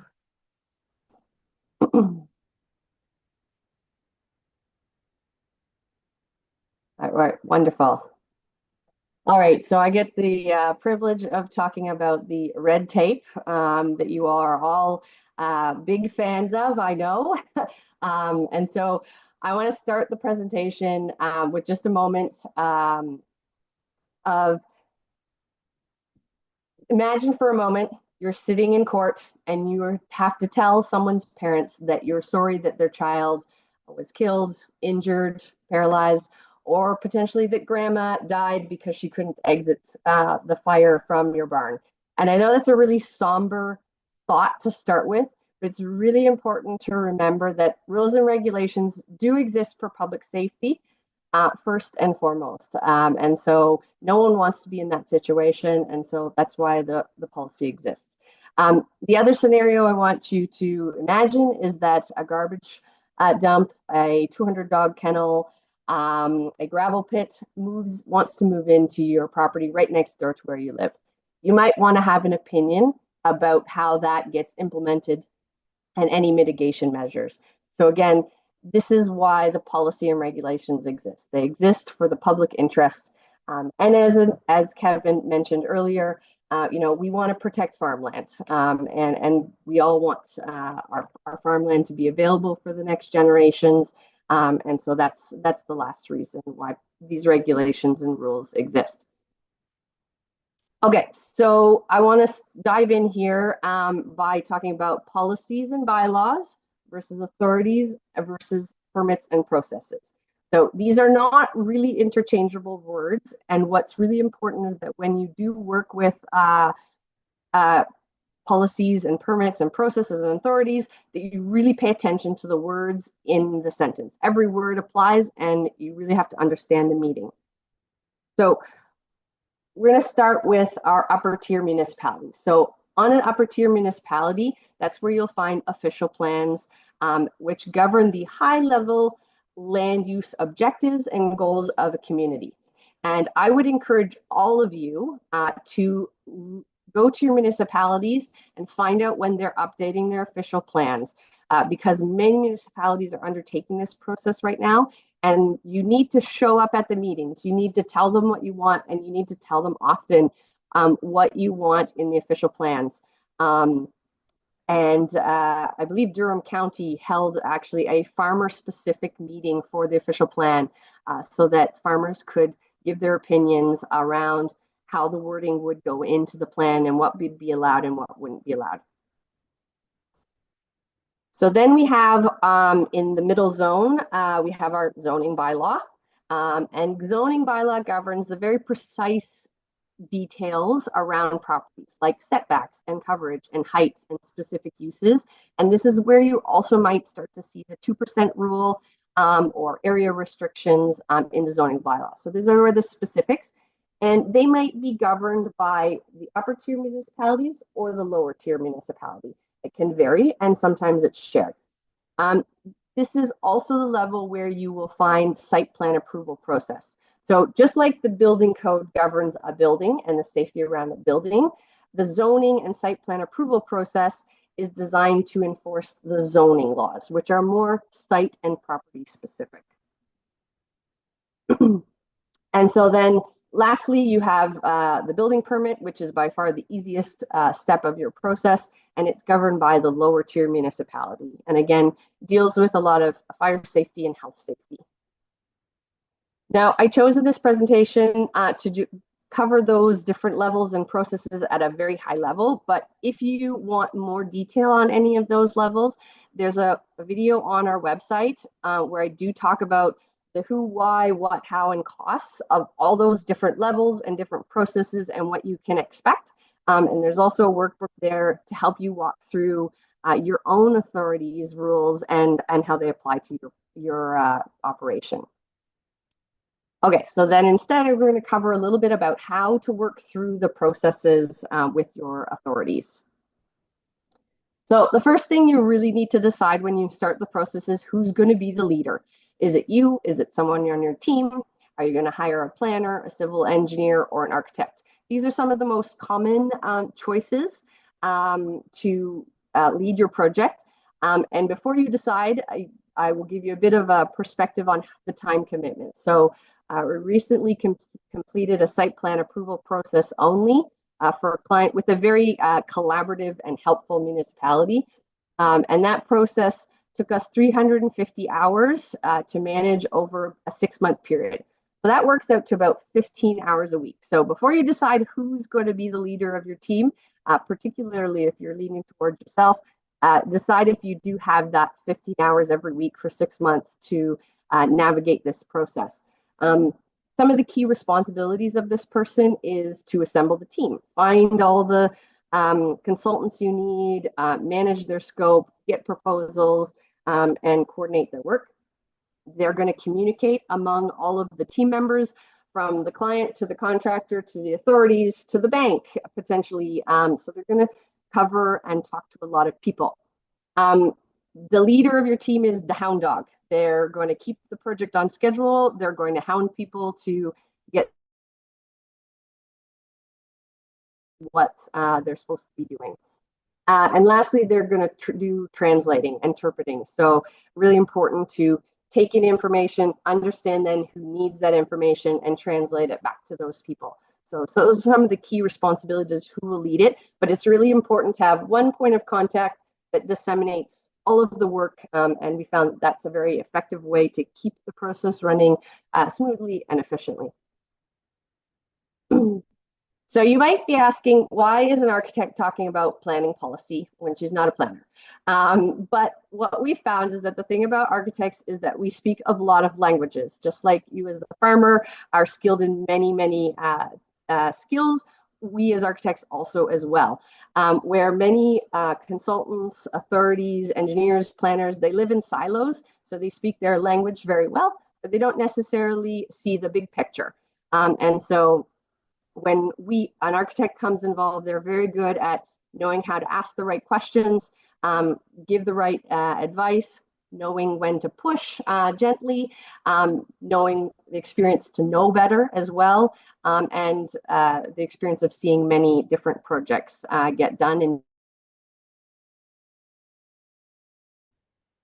All right, so this is what the process is going to look like when you do have to deal with your municipality for more than just a building permit, which most of you will be encountering from now onwards. And it starts with pre-consultation. So the pre-consultation process is where you bring your idea to the municipality. It can be a simple napkin sketch, a formal site plan, designed by a consultant, but you bring your ideas to them and your wish list. You'll get from that process a list of requirements that the municipality will want in order to get your project approved. And they'll also guide you as to which processes you're going to need to undertake, whether it's an official plan change, a zoning amendment, or site plan approval. You'll also get a good feeling at this stage of if there will be support for the project. So they'll give you a sense of whether they're going to be very adamant against it, or whether you'll find support, or how you might shift or adjust your project, your wish list, or your wording to garner their support. So once you have your pre-consultation done, they'll direct you into a process. And some of you may encounter the need to do official plan changes, zoning bylaw amendments, or minor zone amendments. So this process generally involves the change of use on a property or a request that is not granted by default in the zoning bylaw. Through this process, it's really important to know that it's a public process, so the public gets to have an opinion about it. And what the process results in is a specific zoning for your particular property that meets the needs that you have requested. Once you've done one or both or many of those, you'll enter into the site plan approval public process. So if you can avoid the amendments and go straight into site plan approval, your neighbors don't have an opinion. I'm going to talk about that a little bit more later. And this is where it gets detailed reviews of the specifics of your design, and the engineering departments review it. And it's, again, a process to enforce the zoning bylaw. And then finally, again, the easiest part is the building permit gets issued. All right, so some of the biggest mistakes and pitfalls that we see from our clients and in the world of approvals, I'm going to go through. The first one is not getting a pre-consultation checklist. So when you have your pre-consultation meeting with the municipality, make sure you get meeting minutes at a basics. Some will delay, some will forget about it. Push for the meeting minutes and push for the checklist of items they want to see when you are ready for your submission. It gives you a way to hold them to it and keeps their feet to the fire, so to speak. The next pitfall we see is getting locked in. So many people start their project without an architect on site, whether they're managing it themselves, hiring a planner, an engineer, or a drafting firm. And as part of your pre-consultation or zone change process, you will have to submit some preliminary drawings. But once these drawings of the building and site are submitted through that first process of official plan or zone changes, you can't deviate a whole lot from the design intent. So this is not our client, so I apologize if the client is in the room. Call me after the meeting. But this is a project going through a minor variance. And they've hired a drafting firm to do an event barn. It's 2 stories for about 165 people. But unfortunately, this owner is going to be in for a grand surprise when they do get their contractor involved to price it, or the architect when they're ready for permit, because this building is designed and it's going to need to either be sprinklered, built of steel or non-combustible construction, or have significant fire-rated assemblies in it, all because the design didn't start with the right information to get it in. So I hope that they don't have to do zoning amendments on top of their zoning amendments. But as I said, it's really important to not get locked in and do your research and get your design right. So many of you are often in a hurry to get your submission. Make sure you have it right and you've spent lots of time thinking about the layout, thinking about the plan, and it is what you want in the long term. Oops.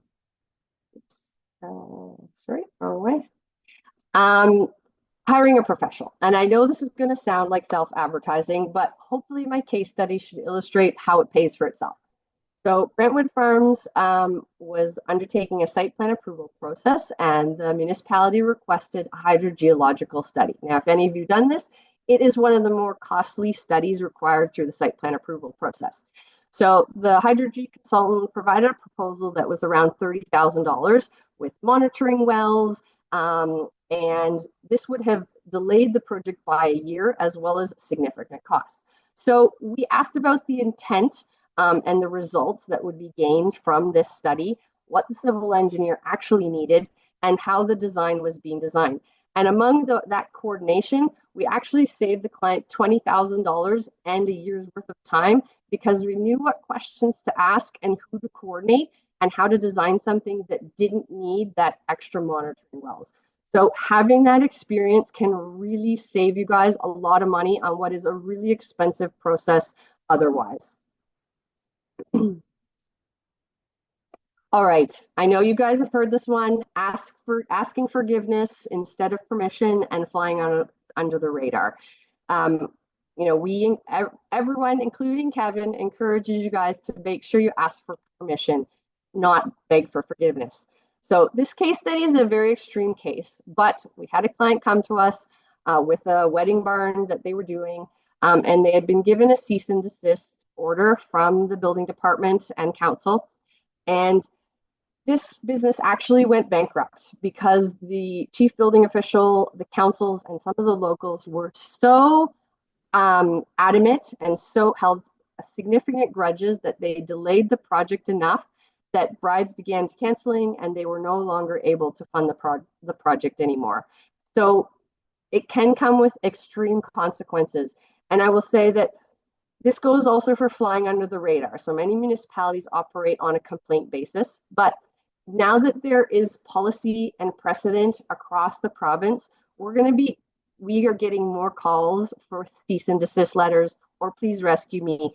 And it's going to happen not just to the tiny wedding barns, even the large operations like a Clovermead are going to start needing to become official.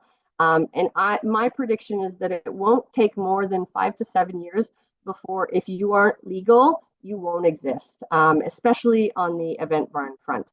So think about that as you move forward on your plans and your potential building permits as you go forward. All right, so trusting the economic development department. Now, I love these guys. They're your cheerleaders for agritourism. They want to see you succeed. They're on your side, but they don't always know what awaits you on the other side of the table when it comes to the planning department. So just be cautious when they say, yeah, let's do it.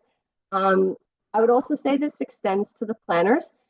So planners often take for granted what they know and you have no clue about. So make sure you ask all of the dumb questions, you clarify, you reiterate. And one of the most important questions that we see missed with our clients is ask about the development charges.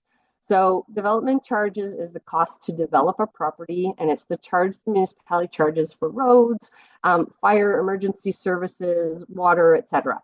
And so you've gone through the process, you've got your site plan approval, and you get landed with a bill. And that bill ranges anywhere from $2,000 to $100,000 in development charges. And so most people get this shocking bill at the end, having no idea that it was coming. So again, it's one of those examples of the planning department often takes for granted the process and that you understand all the things that are going to happen through the process. So ask questions. Feasibility. So again, a bit of a warning story. I had a client come to me with a barn and a property. They had spent a whole year looking for the perfect property with a barn on it. They were so excited. They'd spent more than a year with a planner making the necessary zone changes so they could do a wedding venue. At no point did anyone suggest to them that they have an engineer or an architect come and look at the building to see if it could even be converted. And so when my structural engineer went out, he advised them that their barn was not a very good candidate to renovate. The stone foundation was falling apart. Many of the timbers were rotten. The roof rafters were insufficient. But they were so far down the road that they couldn't turn around anymore. And they did commit to renovating the barn, and it's been more than 3 times the cost of their very limited budget, as well as many more years than they would plan. So make sure that you know all of the aspects of your project when you're going in. Get a full picture of the process, the budget, the regulations, the building code. And I always say to clients, it's really cheap and effective to make changes at the beginning of the project. It's very costly and ineffective to make changes later on in a project. So do your upfront research and your feasibility and get a whole picture before you dive in. All right, so that was with all the bad news. Now I want to give you some tools and techniques and some special skills that we use at Vald Architect to help get approvals for our clients. So the first is phasing and waiting. So this project was up in Ottawa and it was about 5 years ago, and Ottawa didn't have any on-farm diversified use policies or agritourism or anything. And so the client wasn't quite ready to dive into the full-blown master plan. And so we created a phased approach and we suggested that they wait. So they started with like the orchards and a small market stand at the edge of the road, which was permitted. And as time went on, they would develop the cidery, the farm market building, and all of the features that they wanted to do. And so sometimes waiting for the policy to come into place can really save you a lot of time, effort, and costs if you are able to wait and work on something in the interim.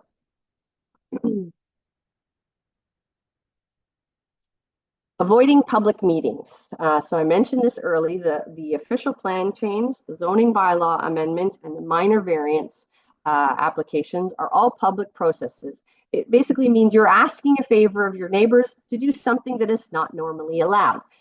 So Brantwood Farms had to move their entire operation to a new site quite a distance from their current operation. And so we managed to fit their entire operation starting point into the 2% area. And this will allow them to, well, we didn't fit entirely. We fit everything that they needed now. So what they're going to do, it avoided all of our public meetings, and all of their neighbors were new. And so it was a chance for now Brentwood Farms to get to know their neighbors, establish good relationships, show them that they have good practices, so that in a year or two, they can ask for permission to go beyond the 2%, and their neighbors will now have a relationship and understand that it will be okay. Most public meetings are derailed because the fear of the unknown from the public and the neighbors. We also, on this site, employed a temporary zoning bylaw. So Brentwood Farms is a pick your own, and in the fall when they have apples and pumpkins, their attendance on the weekends can soar to almost 3,000 people. And so during the fall, they're going to get a temporary zoning bylaw, which will allow the extra parking to swell into the hay fields to the side of the property, and give them that extra space they needed for their events without sacrificing their operation. The site is also designed so that when they do ask for their 2% increase to go beyond, it's all designed so that it's easily expandable. The parking lot's easily expandable, the septic is easily expandable, and the play yard is easily expandable. All right, some creative math. We're not just we're architects here, so we don't really love our math, but we're very good at creative math. And so Kevin alluded to this as well. So having a consultant who is familiar with the rules and regulations should be able to apply some creative math. So in this case, it was an expansion to a kennel, and the expansion would have put the kennel into a more stringent part of the building code that would have required on-site water storage and over $100,000 in costs to the project. So we designed the expansion such that the play yard, which is in the large gray portion, is actually an outdoor pavilion play yard. And this allowed us to be a bit creative with our building area and kept it in a reasonable category for the building code and saved a lot of money and headache for the client. And similar things happen in agritourism. Kevin mentioned, if you're building something educational farm related, it doesn't need to count towards your 2%.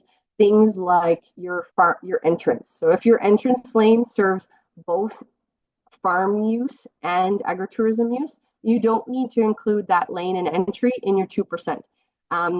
Or again, with Brantwood, the farm market building we built contained apple storage.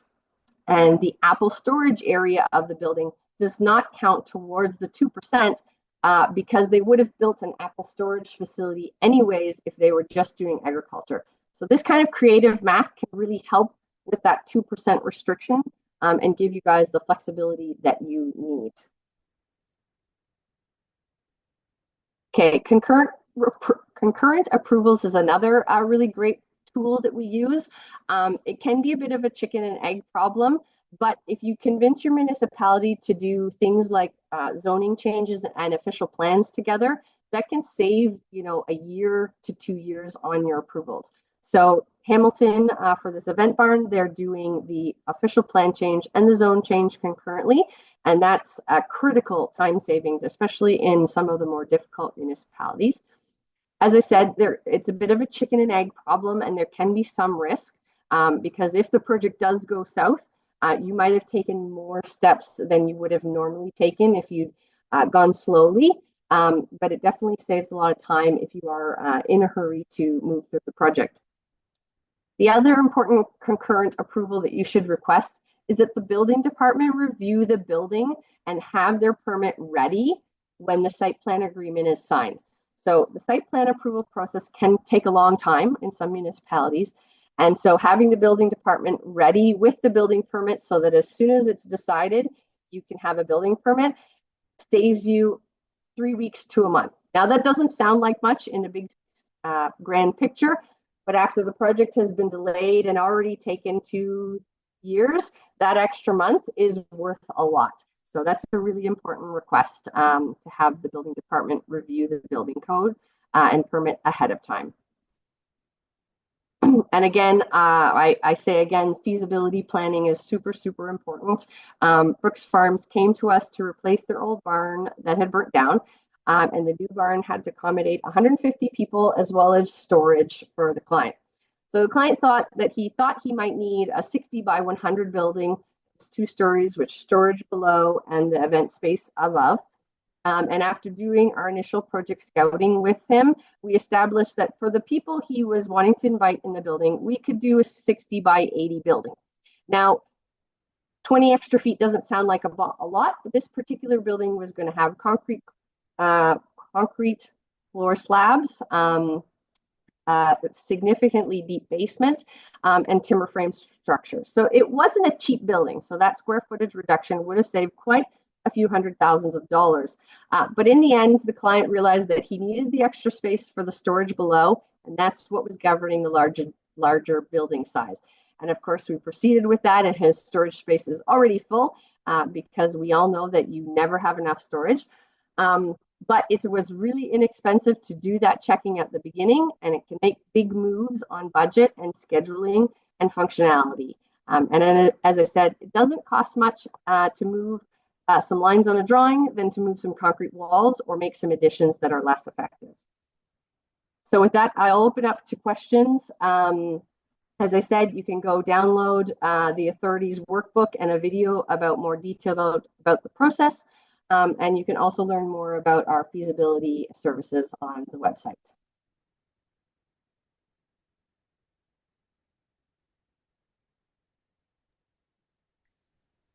Wonderful. Thank you so much, Krista. What a ton of information to share today, and I'm sure there's everyone's wheels are turning with ideas for their buildings. There's quite a few questions in the chat, and we've got about 10 minutes here, so we'll try to get on top of as many as we can. I think we'll start off with one that was actually asked of Kevin an hour ago around the 2%, because we thought maybe you'd be a better fit for that question. So if I have 100 acres, I could only have a 2-acre pick your own operation following the 2% guidance? No. So we did have a moment with the County of Brant where they wanted to put the pick your own area into the 2%, and we went, wait, guys, the strawberry field moves every year, let alone all the other issues. So no, the pick your own agriculture component should not be added to the 2% area. It's all the on-farm diversified uses. So the play yard or the bathrooms and the septic system or the parking, those things should be in the 2%, but your pick your own area where you actually grow food should definitely not be counted in the 2%. Perfect. Thank you. Very clear answer. We like that. Where do conservation authorities fit into the planning process? It depends. So if you're dealing with NEC, the Niagara Escarpment Commission, they come in very early on in the first stages. They are sort of like an official plan, and especially if you're doing sort of very on-farm diversified uses like event barns or farm stays, they definitely come in first. Other conservation authorities might come in through a site plan approval process. So when you make your submission to the municipality, they distribute the documents to the conservation authority as one as the commenting agents or engineering departments. And so they provide comments. They should also, if you are in a conservation area, you should request that they participate in the pre-consultation meeting at the very beginning. Perfect. Very succinct answers. Okay, we've got one about the Niagara Escarpment Commission, which you just mentioned. So do you have any advice for working with the Niagara Escarpment Commission, and what can you do on NEC rural zoning without an application? That one's a tougher one. I don't have any good tips other than Bug them, be a squeaky wheel. We have our own struggles with them getting applications done. We've had mixed results with different staff members.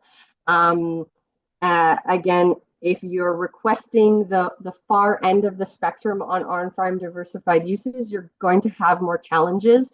Their goal is to protect farmland, and their policies aren't really updated. So you are in for a process. There's not much you can do about other than do the process and bug them and keep the ball moving. Sorry, that's all I got. Hey, no, that's good. And Jim just put a question in the chat here about parking lots. Are unpaved grass parking lots part of the 2%?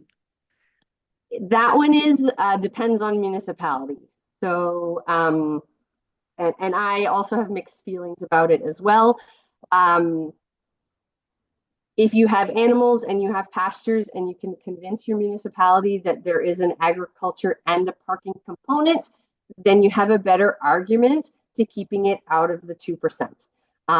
But the other half of it is that as part of that site plan approval process, many engineering departments have standards in a municipality, and those standards often say that parking needs to be paved, even potentially, not just gravel. So again, it's one of the items that we always address upfront in the pre-consultation meeting because we know it's going to be an issue later on. So, you know, when we do a budget, the cost of a grass parking versus a paved parking is very different. So we try and highlight in the pre-consultation process all the big ticket items and the ones we know are going to be hurdles later on. But yes, it should, in general, parking can fit into the 2%. You might negotiate a discount is the other option. Is like if it's grass, then maybe they'll discount it 25% or something, but that one's always a contentious issue. So deal with it up front. Okay, great. And we did just get one more question in about the 2% rule. Someone who had missed what it was. So just to clarify one more time what that 2% rule is. Yeah, so it's, as Kevin said, it's not actually a policy or a rule. So this is where words are very important, but OMAFRA issued a guideline to on-farm diversified uses. And in that guideline, very important guideline, they suggested that on-farm diversified uses not take up more than 2% of your property to a maximum of 1 hectare. So just be careful if you're 150 acres, you don't get 1.5 hectares. You only get one. So it's a guideline, but many of the municipalities who didn't have, you know, robust planning departments or policies in place took that on as a rule. So you're going to find wording like that in many official plans and zoning changes. And I'll make one last point. If your municipality is making an official plan and is trying to put the 2% rule in their official plan, beg them not to, because then many people, you will get stuck having to do an official plan change if you need to go past that 2%. And that's particular for the smaller properties who get 2%, which is like way less than 1 hectare. So yeah, that's what that rule is. Perfect. Thanks, Krista. And I see my colleague at OFA, Lisa Hearn, has her hand up. Did you want to unmute, Lisa?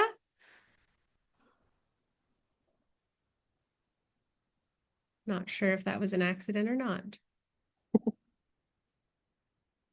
All right. Well, Lisa, if you had a question, you could maybe pop it in the chat, and we've got a few minutes before we sign off today. But I will just thank you so much, Krista. That was a wealth of information. I think everyone got a lot out of that today, and I'm sure you'll have lots of emails in your inbox with more detailed questions moving forward. So thanks so much for sharing with us today. No problem. Thank you very much. And I'm actually just, before I get into the resource and funding opportunities, I did just want to give Kevin a moment to pop back on. He says he has an update for us all, something quick he wanted to share. Thanks, Danielle. It was good timing. Yeah, thank you. It was good timing. I just wanted to let everybody know I just had a call from one of our members who was very grateful because they originally got their insurance quote for this year and it had gone up. I think it was 15%. And then sent another one saying, no, it's only going to go up a fraction of that, I think 3% because of Bill 186 and the Growing Agritourism Act. So, and once they reviewed the act more thoroughly and went back, that their insurance premium increase dropped significantly. So it's working. That's wonderful. Thank you so much for sharing, Kevin. That's a great news story, which we love to hear. And there's comments in the chat. Everyone's very happy about that. So thanks, Kevin. So yeah, first off, I'd just like to encourage you to please complete our short 2-minute post-workshop survey. We'll use what we learned to inform other upcoming workshops in the series. Jessica has pasted the link to the survey in the chat, and we will share it with you via email after this session. We wanted to make sure we got to all of Krista's questions, so we did kind of quickly skip over some of our funding slides for today, but they will all be shared with you in the slide decks and information shared after the workshop. But just to quickly speak about a couple of resources and events coming up. So if you are working in this space, you'll definitely want, if you're looking at an agritourism operation and looking to get into it or expand it, you'll want to look into your Community Futures Development Corporation, your Small Business Enterprise Center, speak to Economic Development, Tourism, and a big highlight today for the planning staff, commodity and agricultural organizations such as Agritourism Ontario, of course, and tourism, travel, and local food initiatives. So look into your local taste trails, local food initiatives that might be run by economic development or tourism in your community or regional tourism organizations. As I mentioned, you'll want to reach out to Agritourism Ontario. They have some great cost-saving opportunities, networking and events, and access to industry reports, signs, lots of the map that they have, many great perks of being a member of Agritourism Ontario. And if you are in kind of the fruit and vegetable space, you'll want to come to convention February 19th and 20th in Niagara Falls. Certainly Agritourism Ontario has some events there, Farmers Markets Ontario, and many commodities and agricultural organizations also have programming and sessions.